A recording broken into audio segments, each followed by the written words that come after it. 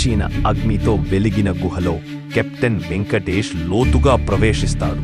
గోడలు అగ్నితంతువుల్లా మెరుస్తూ ఒక జీవిలా స్పందిస్తున్నాయి. సంస్కృతానికి ముందున్న ఒక పాత భాషలో మంత్రోచ్చారణలు గుహలలో ప్రతిధ్వనిస్తున్నాయి. అతడు రాక్షసులు మరియు అగ్ని యోధులు పోరాడుతున్న శిల్పాలను గమనిస్తాడు.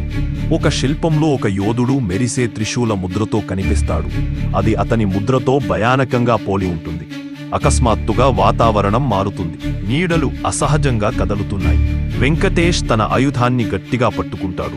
ఒక గంభీరమైన గర్జన వినిపిస్తుంది. ఎవరో చూస్తున్నారు. నీడలలో నుంచి ఒక విశాలమైన నాగరూపకసురుడు బయల్పడుతుంది. అతని శరీరం ద్రవలోహపు చెక్కిలాంటి పట్టులతో కప్పబడి ఉంది. అతని కళ్ళు శాపిత అగ్ని వంటివి, ఎర్రగా శత్రువును దహించేందుకు సిద్ధంగా ఉంటాయి. ఇతనే వృత్రుడు. శత్రువుని ప్రవేశద్వారాన్ని కాపాడే ఉంటుంది. వెంకటేష్ అరచేతి ముద్ర మళ్లీ వెలిగిపోతుంది, ఈసారి మరింత శక్తివంతంగా. అతడు సహజమైన ప్రతిస్పందనగా ఆ శక్తిని తన కత్తిలోకి నడిపిస్తాడు. ఆ కత్తి మంటలతో ప్రజ్వలిస్తుంది. ఒక శక్తివంతమైన దెబ్బతో వృత్రుడు ఓడిపోతాడు. ఆయుధాలతో కాదు, ఉన్న అగ్నిశక్తితో. ఊపిరి బిగుసుకుపోతూ వృత్రుని గుహను దాటిన వెంటనే వెంకటేష్ ఓ రహస్య గదిలోకి చొచ్చుకుంటాడు.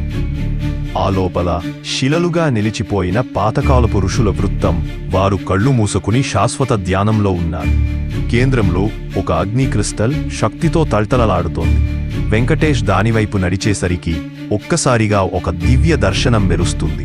ఋషులు అగ్నిలోంచి యోధులను సృష్టిస్తున్న దృశ్యం. వెలుగు మరియు చీకటి మధ్య గొప్ప యుద్ధం. పడిపోయిన రాక్షసులపై అమరత్వమనే శాపం విధించిన క్షణం ఒక్కసారిగా ఒక స్త్రీ స్వరం మానసికంగా వినిపిస్తుంది.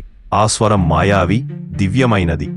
నీతో చేసిన ప్రతిజ్ఞను నీవు మేల్కొల్పావు, కాని ఈ తుఫాను ఇప్పుడు మాత్రమే మొదలయింది, రక్షక. ఇంతలో బేస్ క్యాంప్లో భారత సైన్యం కొండ ప్రాంతాల నుండి వస్తున్న అనూహ్య భూకంప తరంగాలను గుర్తిస్తుంది. సమాచార వ్యవస్థ పూర్తిగా మూగబారుతుంది. కమాండర్లు ఆందోళన చెందుతారు. వెంకటేష్ కోల్పోయాడేమో.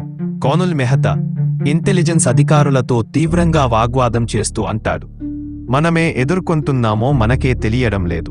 ఆయన మాటల ప్రతిధ్వని మధ్యలో ప్రధానాధికారి కార్యాలయంలో ఒక బ్లాక్ ఆప్స్ ఫైల్ తెరవబడుతుంది.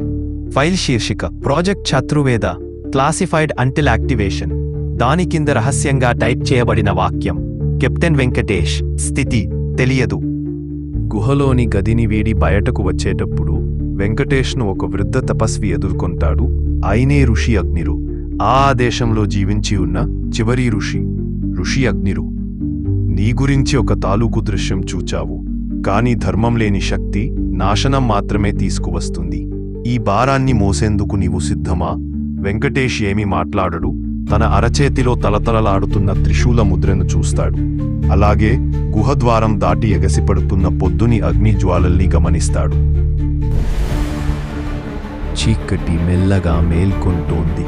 శత్రువులు మనిషి రూపంలో మాత్రమే ఉండరు. ఒక యోధుడు ఇప్పుడు దేవతల బాధ్యత మోస్తున్నాడు.